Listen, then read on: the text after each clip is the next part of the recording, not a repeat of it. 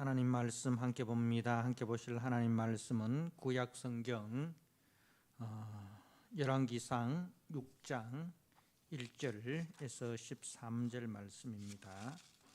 열왕기상 6장 1절에서 13절 말씀.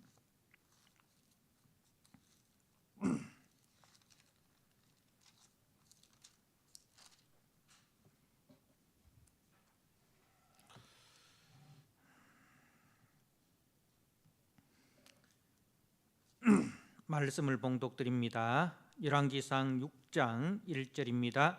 이스라엘 자손이 애굽 땅에서 나온 지 480년이요 솔로몬이 이스라엘 왕이 된 지 4년 15월 곧 둘째 달에 솔로몬이 여호와를 위하여 성전 건축하기를 시작하였더라.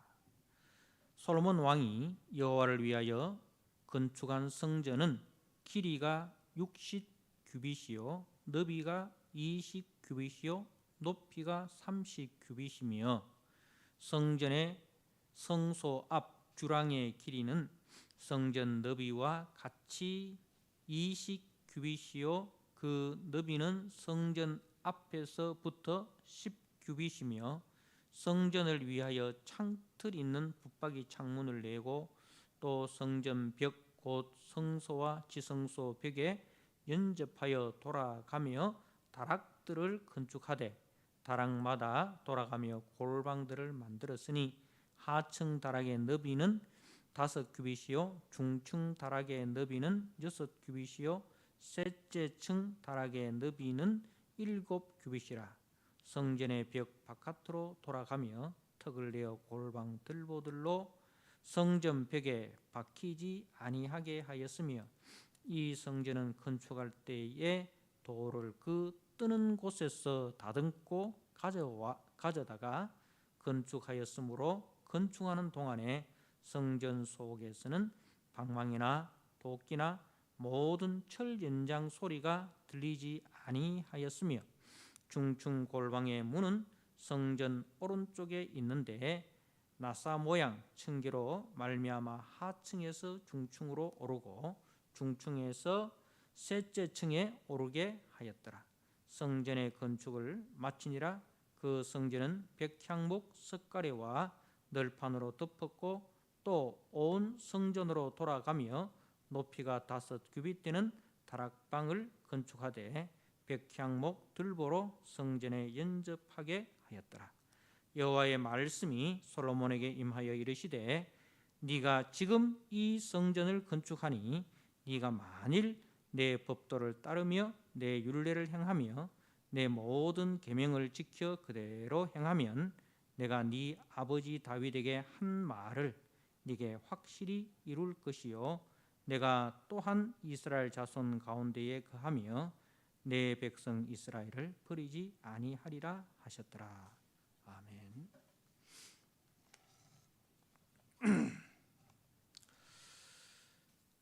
오늘 열왕기상 6장 1절에서 13절 말씀 이제 성전 건축을 위한 이제 모든 준비를 마친 솔로몬이 드디어 여호와를 위하여 성전 건축을 시작을 합니다. 성전 건축을 알리면서 먼저 성전 건축 이제 연도를 이야기를 하는데 1절에 보면 이스라엘 자손이 애굽 땅에서 나온 지 480년이요 이렇게 이제 출애굽한 지 480년이라 그렇게 소개를 합니다. 왜 성전 건축과 출애굽을 연관을 시키느냐 하면은 출애굽의 그 완성이 이 성전 건축이라 그런 의미입니다. 출애굽의 완성이 어디냐? 출애굽의 목적이 어디냐? 바로 성전 건축이라는 말씀입니다.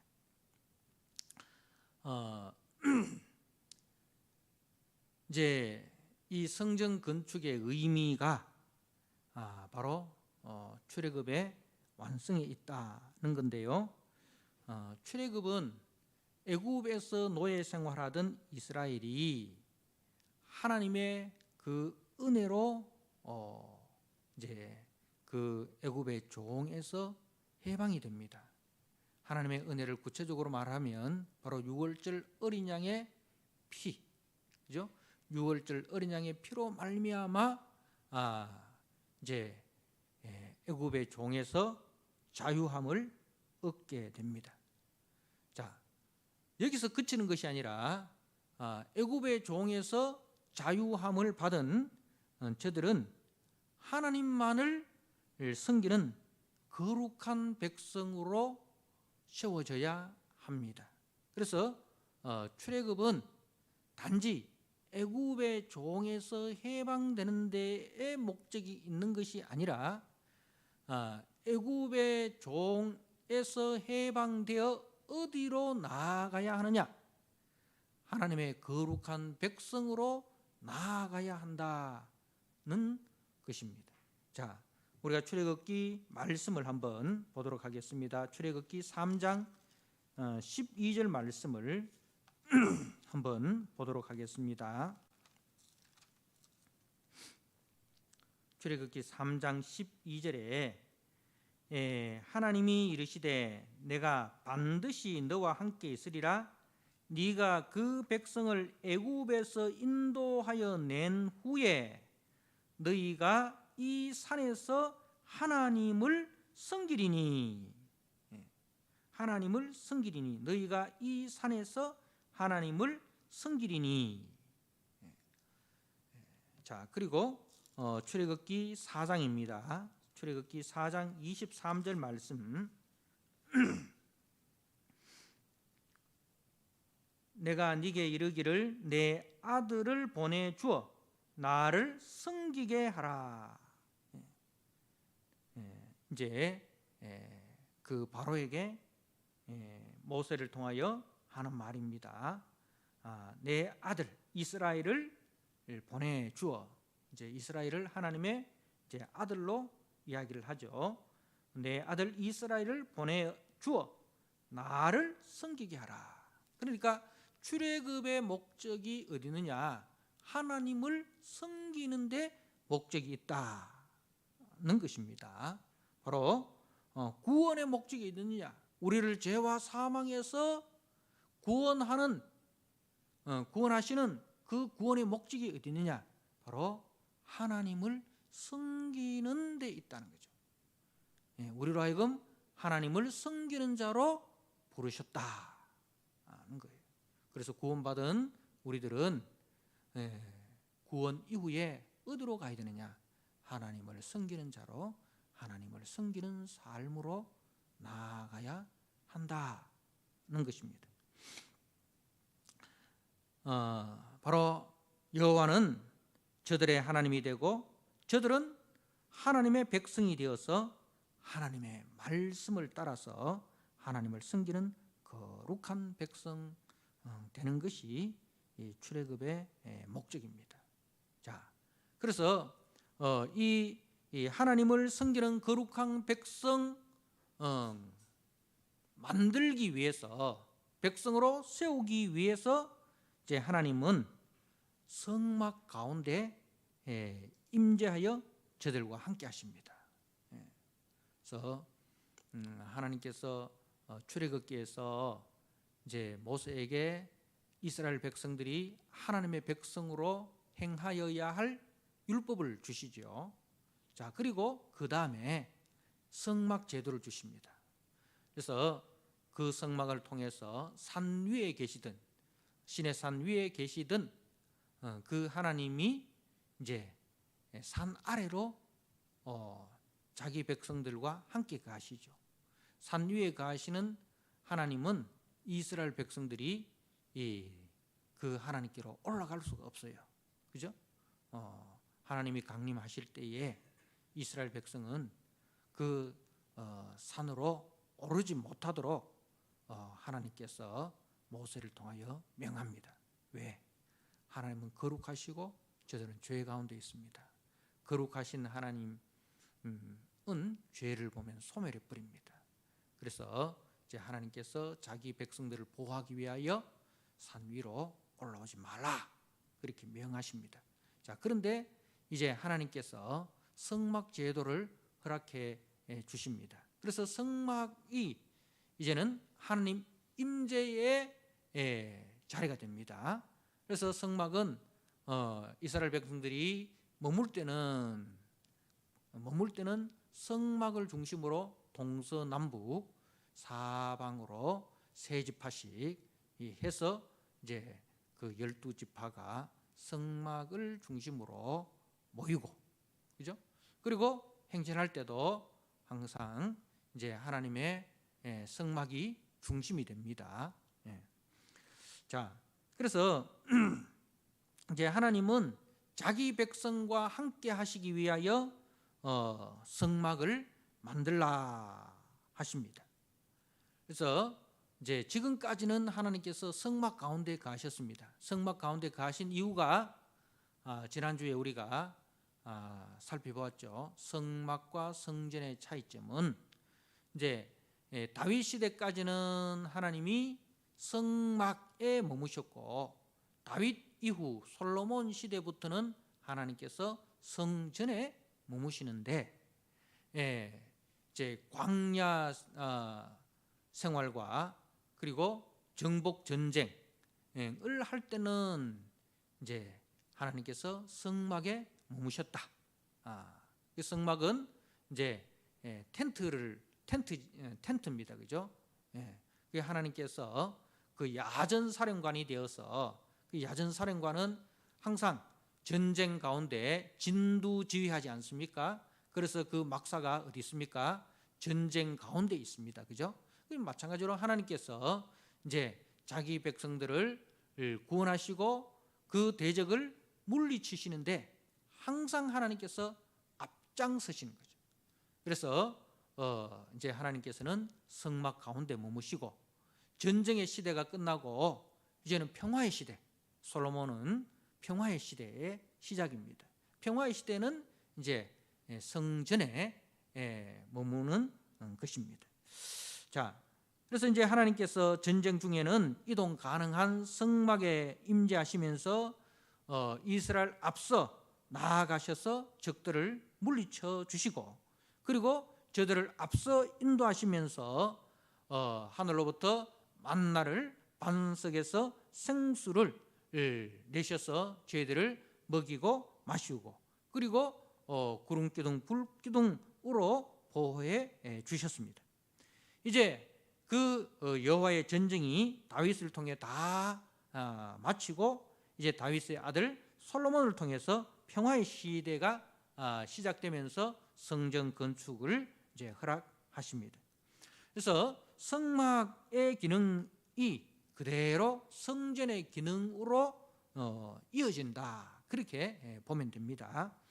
자, 성막과 성전은 바로 하나님이 우리와 함께 하신다 하는 임마누엘의 상징입니다. 임마누엘의 뜻이 뭡니까? 하나님이 우리와 함께 하신다는 것이죠. 그래서 성막, 성전은 하나님이 우리와 함께 하신다, 하나님 임재의 상징입니다. 그래서 우리가 역대하 3장 1절에 보면 그 솔로몬 성전이 세워지는 자리에 대해서 이제 이야기를 합니다. 우리 역대하 3장 1절 말씀을 제가 한번 읽어드립니다. 솔로몬이 예루살렘 모리아 산에 여호와의 전 건축하기를 시작하니 그곳은 전에 여호와께서 그의 아버지 다윗에게 나타나신 곳이요 여부수 사람 오르난의 타작 마당에 다윗이 정한 곳이라. 그러니까 솔로몬의 성전이 세워지는 자리가 모리아산이라고 있어요. 여러분, 모리아산에 어떤 사건이 있었습니까? 모리아산에 어떤 사건이 있었죠? 창세기 22장에 하나님께서 아브라함에게 아들 이삭을 번지러 드리라 하신 하나님께서 정해 주신 그 산입니다. 하나님께서 정해 주신 그 산이 바로 모리아 산이고, 그리고 그 모리아 산에서 이삭 대신에 하나님께서 무엇을 준비하셨습니까? 순양을 준비하셨습니다. 그래서 여호와 이레, 여호와 이레, 여호와 이레의 뜻이 뭐라고 했죠? 여호와께서 그 산에 나타나시리라. 여호와께서 준비하신다. 무엇을 준비하십니까? 순양을 준비하신다는 거죠.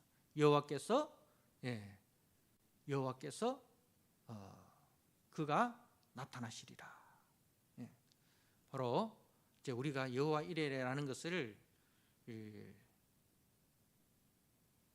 그냥 하나님께서 우리를 위해서 예배해 주신다, 준비해 주신다. 우리는 아무 준비 안 했는데 하나님께서 준비해 가지고 그 일이 잘 되었다. 단지 그런 아주 우리 중심에서 그렇게 여호와 이레를 번역하면 안 돼요. 여호와 이레라는 것은 바로 여호와의 산에 그가 나타나시리라. 여호와의 산에 그가 나타나시리라. 그가 누굽니까? 순양의 실제 되신 그리스도가 나타나시리라. 그래서 이제 우리 주님께서 요한복음에 뭐라고 이야기했습니까? 너희 조상 아브라함이 나의 때 볼 것을 보고 기뻐하였다. 그렇게 했어요. 너희 조상 아브라함이 나의 때 볼 것을 보고 기뻐하였다. 아브라함이 언제 어디서 오실 그리스도를 보았겠습니까? 바로 모리아산에서 아들 이삭을 번지러 드릴 때에 하나님께서 준비하신 그 순양에서 이제 오실 그리스도를 본 거예요. 자, 그래서 이제 이 모리아산 이제 그 성전의 터가 되는 거예요. 그래서 이제 이 모리아산 사건이 있고 난 이후에 하나님께서 아브라함에게 말씀하시기를 천하 만민이 네 씨로 말미암아 복을 받으리라. 천하 만민이 네 씨로 말미암아 복을 받으리라. 물론 그것은 1차적으로 이삭을 이야기하는 것이지만, 그러나 그것이 이 갈라디아서 3장에 가니까 바로 그 씨가 누구냐? 복수가 아니고 단수, 예수 그리스도다. 그렇게 말씀을 하고 있습니다. 자, 그리고 이제 오르난의 타작마당입니다. 오르난의 타작마당은 우리가 잘 아시다시피 이제 사무엘 하가 끝나는 지점에, 그죠? 다윗이 인구조사를 합니다. 인구조사를 하는데 그것은 지금까지 하나님께서 이제 이스라엘의 왕이 되시고 하나님께서 우리를 인도하셨다는 것을 잊어버리고 자기의 힘을 과시하기 위해서 다윗이 이제 그 마귀의 유혹에 넘어진 거죠. 그래서 인구조사를 이제 함으로써 하나님을 거역하는 그런 죄를 저지릅니다.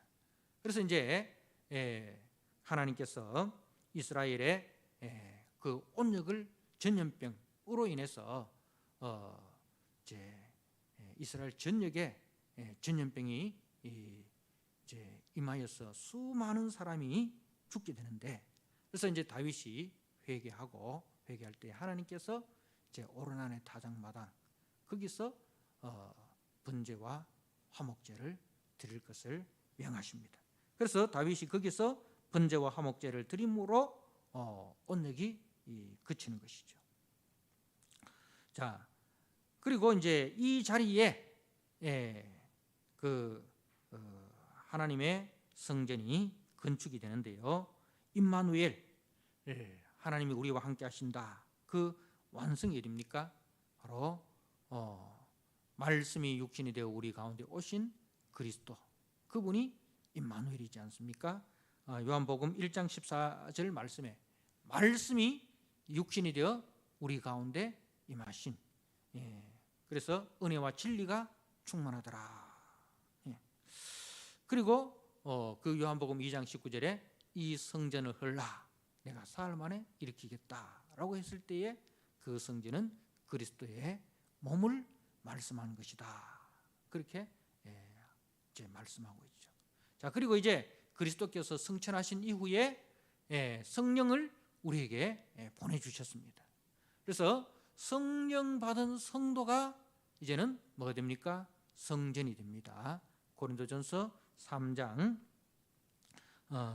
그리고 고린도전서 6장에 너희가 하나님의 성령이 가는 하나님의 성전인 줄 알지 못하느냐 그렇게 말씀을 하고 있죠. 자, 그래서 성막과 성전은 임마누엘의 상징입니다. 거룩하신 하나님께서 자기 백성과 함께 가시기 위하여 낮아져 내려오신 것이죠. 그 낮아져 내려오심의 완성이 누굽니까? 바로 하늘 영광의 보좌를 이제 내려놓고 사람의 모양으로 이 땅에 오셔서 우리 죄를 대신하여 대속점을 대신 하나님의 아들 예수 그리스도가 임마누엘의 완성이 되는 것입니다. 그래서 이제 성전 건축은 성전 건축 그 자체가 목표가 아니라 바로 하나님 앞에 거룩한 백성으로 계속적으로 서는 것이 성전 건축의 목표입니다. 그래서 이제 성전 건축을 하나님께서 허락하신 이후에 그리고 이제 성전 건축이 성전의 건축을 마치니라. 9절에 6장 9절에 성전의 건축을 마치니라 하고 그 다음에 이제 11절에 보니까 여호와의 말씀이 솔로몬에게 임하여 이르시되 네가 지금 이 성전을 건축하니 네가 만일 내 법도를 따르며 내 율례를 행하며 내 모든 계명을 지켜 그대로 행하면 내가 네 아버지 다윗에게 한 말을 네게 확실히 이룰 것이요 내가 또한 이스라엘 자손 가운데 거하며 내 백성 이스라엘을 버리지 아니하리라 하셨더라. 그러니까 성전 건축이 마치니라 하고 난 이후에 뭐가 나옵니까?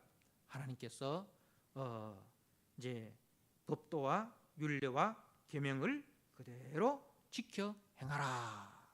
말씀을 따라 살아가라. 그렇게 명하십니다. 그러니까 이제 말씀대로 행하면 이제 하나님이 이스라엘 가운데 거하시고 이스라엘을 버리지 아니할 것이다. 그렇게 약속을 한 거예요. 그러니까 성전에서 제사만 잘 드리면 된다? 아니에요.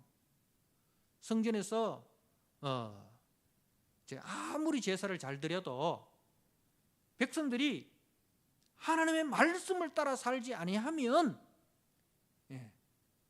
하나님은 그 성전에서 떠나시겠다는 거예요.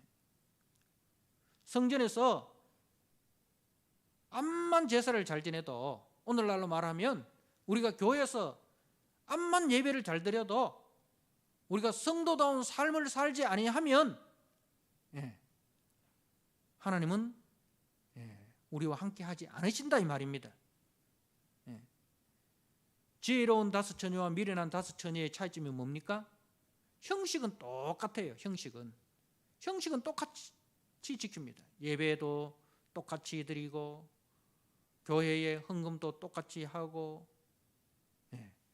형식은 똑같아요.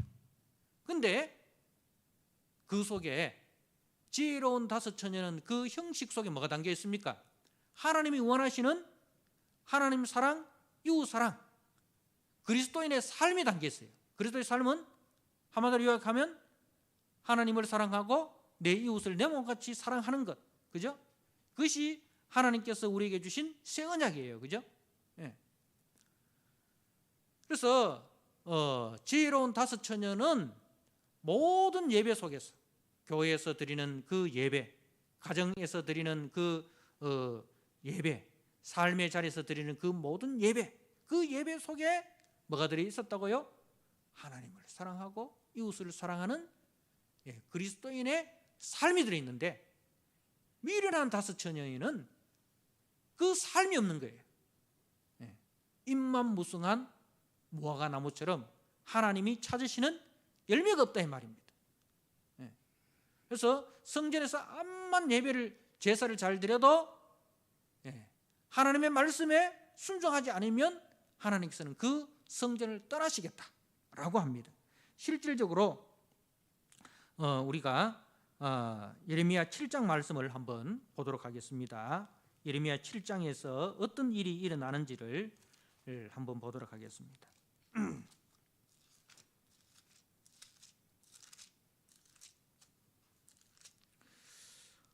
예레미야 7장 1절입니다. 구약성경 1061쪽입니다. 여호와께로부터 예레미야에게 말씀이 임하니라. 이르시되 너는 여호와의 집 문에 서서, 여호와의 집이란 것은 성전을 말하는 거예요. 자, 성전 문에 서서 이 말을 선포하여 이르기를 여호와께 예배하러 이 문으로 들어가는 유다 사람들아. 여호와께 예배하기 위해서 성전 문으로 들어오는 유다 사람들아, 여호와의 말씀을 들으라.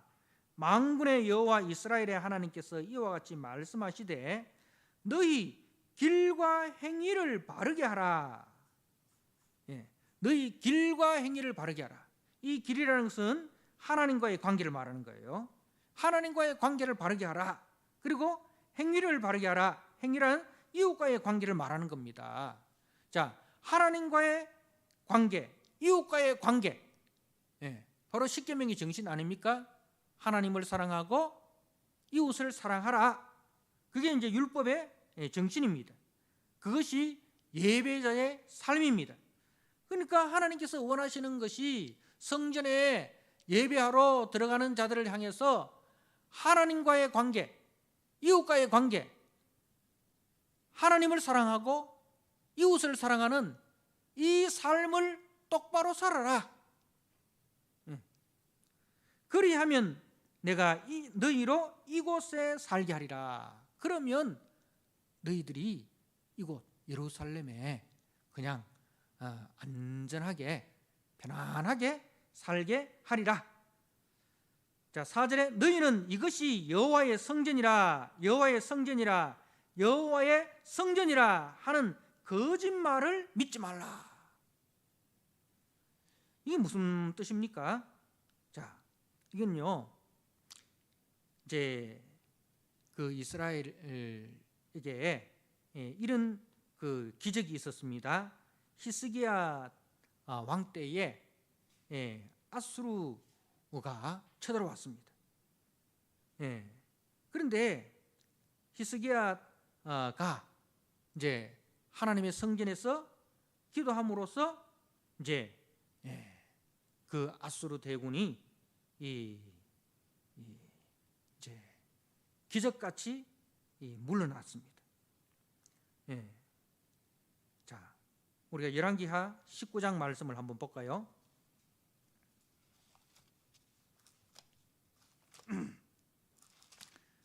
열왕기하 19장 제가 한번 읽어드립니다.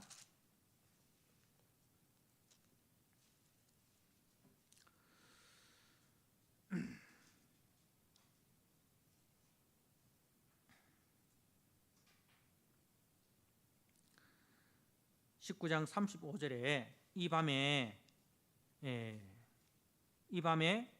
여호와의 사자가 나와서 아수르 진영에서 군사 18만 5천 명을 친지라. 아침에 일찍이 일어나 보니 다 송장이 되었더라. 자, 이 일이 어떻게 해서 이루어졌느냐? 20절 말씀을 보십시오. 열왕기하 19장 20절에 아모스의 아들 이사야가 히스기야에게 보내 이르되 이스라엘 하나님 여호와의 말씀이 네가 아수르 왕 산헤립 때문에 내게 기도하는 것을 내가 들었노라 하셨나이다. 그래서 이제 히스기야가 이제 성전에서 기도함으로 아수르 대군이 이렇게 기적같이 물러나고 피하게 되는 것이죠. 근데 이때는 뭐가 있었느냐 하면 회개 운동이 있었습니다. 그 회개 운동이 있었습니다. 다시 말해서 하나님과의 관계를 바르게 하고 이웃과의 관계를 바르게 하는 그 삶이 있었다는 거죠. 회개가 있었다는 거예요. 그런데 지금 이 예레미야 때는 이 회개가 없어요. 회개가 없고 그냥 성전에서 우리가 예배만 잘 드리고 기도만 하면은 적들이 물러나고 평안해진다, 이렇게 착각을 한 거예요. 그러니까 그것은 엘리의 두 아들 홈리와 비나하스가 그죠? 이제 자기들의 삶은 하나님 앞에 책망받는 그런 삶을 살면서 블레셋과의 전투에서 하나님의 법궤만 메고 나가면 이긴다. 그러니까 하나님의 법궤를 뭐로 생각합니까? 주술적으로 사용을 하는 거예요. 여러분, 하나님의 법궤, 하나님의 성전을 그냥 주술적으로 사용을 한 거예요. 뭐예요? 이게 우상숭배예요. 하나님의 법궤를 우상으로 섬기는 거예요. 하나님의 성전을 우상으로 섬기는 거예요. 그 하나님은 거기에 속지 않으신다는 거죠.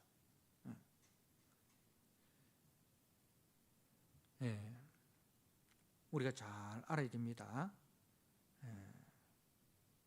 이제 하나님께서 성전만 건축한다고 해서 구원이 완성되는 게 아니다 이 말입니다. 성전을 건축하고 난 이후에 더 중요한 것은 바로 성전의 실체 대신 그리스도, 그죠? 성전의 실체 대신 그리스도를 배워야 된다 이 말입니다. 성전의 실체 대신 그리스도를 알고, 그리고 그 그리스도의 은혜를 감사하고 그 은혜에 합당한 삶으로 나아가는 것이 성전의 완성이라는 거예요. 그래서 우리 주님께서도 이 땅에 오셨을 때 사복음서에 똑같이 뭐가 나왔냐면은 예루살렘 성전을 청결케 하시는 사건이 나와요. 사복음서에. 그러면서 사복음서에 다 같이 나오는 사건이 몇 개 안 돼요. 그 중에서 오병이어 표적하고 성전 청결하고 몇 개 안 돼요. 그만큼 중요하다 이 말입니다. 예수님께서 예루살렘 성전에 가셔서 장사하는 사람들, 환전하는 사람들, 그죠? 비둘기 파는 사람들 다 내쫓으셨어요. 그러면서 내 집은 만민이 기도하는 집인데 너희들이 강도의 소굴로 만들었도다. 그렇게 하셨어요. 그죠? 그리고 이 성전을 헐라 내가 사흘 만에 일으키겠다. 그렇게 하셨어요. 사랑하는 성도 여러분, 성전의 정신을 살아내야 됩니다. 성전의 정신을 살아내야 됩니다. 성전은 성막보다 2배나 크게 지어졌습니다. 길이가 대략 30m, 너비가 대략 10m, 높이가 15m 정도입니다. 그렇게 크지 않죠. 그렇게 크지 않습니다. 솔로몬의 왕궁보다도 적습니다. 그 시대에 당시에 다른 나라의 신전이나 왕궁에 비하면 상대적으로 작은 건물입니다. 그런데요, 성전은 그 규모가 중요한 게 아니에요. 성전의 본질은 거대함에 있는 것이 아닙니다. 성전의 본질은 거룩함에 있다는 것입니다. 그 안에 있는 성도들의 거룩함에 있다는 것입니다. 그래서 성전이 하나님의 영광이 임재하는 공간이 되게 하는 것은 규모에 있는 것이 아니라 그 속에 제사 드리는 성도의 그 삶에 있다. 하나님의 말씀을 따라 하나님을 사랑하고 이웃을 사랑하는 그 성전의 그 삶, 성전의 삶. 예수 그리스도께서 이 땅에 오셔서 살아가신 그 삶을 배우고 그 삶을 따라가고 그 삶에 우리가 함께 순종하느냐, 거기에 성전의 본질이 있다는 겁니다. 성전이 이스라엘을 향한 하나님의 임재와 보호와 사랑의 상징이지만, 그러나 결코 성전이 안전이나 구원을 보증해 주지는 않는다는 것입니다. 하나님의 말씀을 준행하지 않고 하나님과 동행하지 않으면서 성전 건물만 믿고 자신들의 안전과 구원을 맹신하는 자들을 향하여 이제 우리가 앞에서 보았듯이 이 성전 문을 닫았으면 좋겠다, 그렇게 이야기를 하고 있습니다. 예레미야 시대의 이스라엘은 하나님이 거하시지 않는 건물에서 하나님이 받지도 않는 예배를 드리고 하나님 없는 삶을 살아가는 종교인에 불과하였다는 것입니다. 눈에 보이는 건물이 하나님의 임재를 절대로 보장하지는 않는다는 것입니다. 오직 참 성전으로 우리 가운데 임마누엘 하신 예수 그리스도를 영접하고 그분의 말씀을 따라서 하나님을 사랑하고 이웃을 사랑하며 살아가는 그 믿음의 내용과 열매를 주님이 찾으신다는 것입니다. 바로 참 성전 대신 그리스도가 이 땅에 오셔서 참 성전의 삶을 사시고 우리에게 보여주셨습니다. 그죠? 하나님 앞에 죽기까지 순종하시고, 그리고 원수된 우리를 위하여 자기 생명을 대속제물로 내어주시는 하나님의 사랑, 이웃의 사랑의 삶을 우리에게 보여주셨습니다. 그렇기 때문에 이제 오늘 우리 믿음의 성도들도 우리 가운데 가시는 이 성령을 쫓아서 살아가야 됩니다. 성령을 쫓아서 살아갈 때에 이제 우리가 하나님의 참 성전으로 세워지는 겁니다. 자, 마지막으로 우리가 에베소서 2장 20절에서 22절 말씀을 읽고 마치도록 하겠습니다.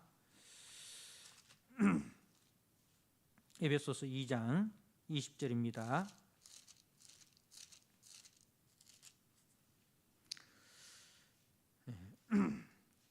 너희는 사도들과 선지자들의 터 위에 세우심을 입은 자라. 그리스도 예수께서 친히 모퉁이 돌이 되셨느니라. 그의 안에서 건물마다 서로 연결하여 주 안에서 성전이 되어가고, 너희도 성령 안에서 하나님이 거하실 처소가 되기 위하여 그리스도 예수 안에서 함께 지어져 가느니라. 사랑하는 성도 여러분, 오늘날 성전 건축은 뭡니까? 오늘날 성전 건축은 예배당 건물 짓는 게 아니에요. 이 시대의 성전 건축은 너희도 성령 안에서 하나님이 거하실 처소가 되기 위하여. 하나님이 거하실 처소가 어디입니까? 예배당입니까? 아니죠. 너희도, 우리 성도들을 말합니다. 우리 성도가 하나님이 거하실 처소가 되기 위하여 그리스도 예수 안에서 함께 지어져 가느니라. 누구 안에서? 그리스도 예수 안에서 함께 지어져 가느니라. 우리가 그리스도와 한 몸으로, 그죠? 그리스도와 한 마음으로,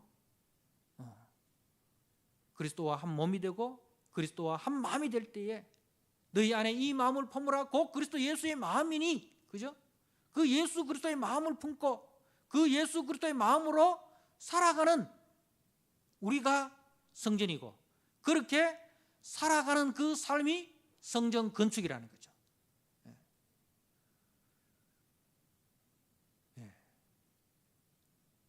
그렇게 여러분 속에 있는 성령을 따라서 날마다 그리스도와 함께 지어져가는 참된 성전을 건축하시는 저와 여러분 되시기를, 그리하여 여러분의 그 성전 건축을 통해서 하나님께 영광을 돌리고 이웃에게 하나님의 영광을 나타내는 하나님이 찾으시는 그 선한 열매를 맺으시는 저와 여러분 되시기를 주님의 이름으로 축복합니다. 아멘. 하나님 아버지, 오늘 솔로몬의 성전 건축을 봅니다. 성전 건축이 이 화려하고 웅장한 건물을 짓는 것이 목적이 아니라 그 속에 하나님의 거룩을 담아내는 것이 목적입니다. 하나님을 섬기는 자로 세워지는 것이 온전한 성전 건축이라는 것을 오늘 말씀을 통해서 저희들이 들었습니다. 하나님 아버지, 우리 주 예수 그리스도께서 임마누엘 참 성전으로 이 땅에 오셔서 하나님과의 관계, 사람과의 관계를 어떻게 해야 되는지, 어떻게 성전을 건축해야 되는지를 우리에게 친히 보여주셨습니다. 이제 우리 안에 성령을 부어주셔서 그 성령을 따라 우리도 성전을 건축하는 자로 세워주셨습니다. 하나님 아버지, 우리 안에 가시는 성령을 쫓아서 육체의 소욕을 십자가에 못 박고 성령의 소욕을 쫓아 살아가므로 날마다 하나님이 기뻐하시는 성전으로 세워져가는 우리 모든 믿음의 성도들이 되게 하여 주옵소서. 오늘 또 주께서 기뻐하시는 성전으로 세워지기를 우리가 다짐하고 우리 속에 거하는 모든 죄의 소욕들, 육체의 소욕들을 십자가에 못 박게 하여 주시고 이제 우리 속에 거하시는 성령의 인도하심을 따라 성령의 열매로 주님 앞에 아름다운 성전으로 세워지는 우리 모든 성도들이 되게 하여 주옵소서. 예수님께 하신 이름으로 감사하며 기도드리옵나이다.